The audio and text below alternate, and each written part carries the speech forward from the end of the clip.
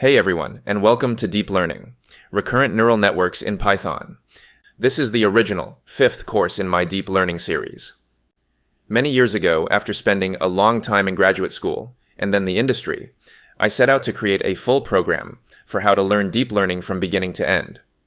It started with basic courses on linear and logistic regression, which we in deep learning refer to as the neuron. From there, we learned backpropagation, the secret sauce behind how neural networks learn. Then we learned about modern developments in neural network training, such as momentum, atom, RMSprop, dropout, and batch normalization. That brings us to where you are now, new deep learning architectures.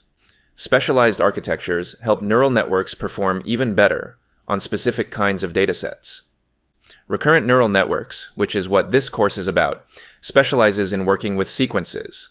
This includes text, time series, and even images and sound. In other words, pretty much everything interesting to deep learning practitioners today. So if you want to learn about natural language processing, time series analysis, and even computer vision, then you must know about recurrent neural networks. Oh, and if you haven't taken my previous courses, don't worry.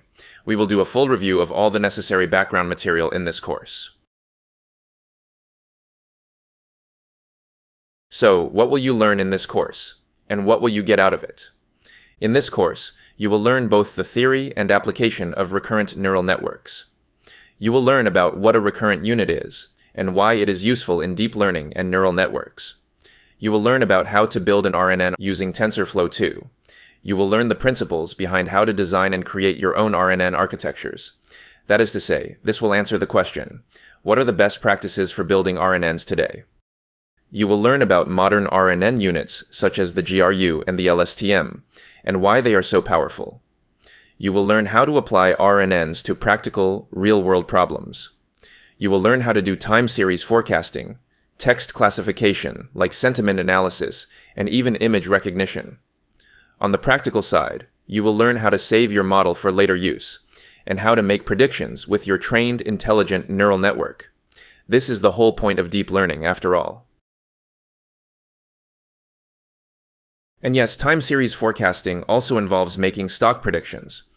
Although I think what I will teach you about this topic might surprise you.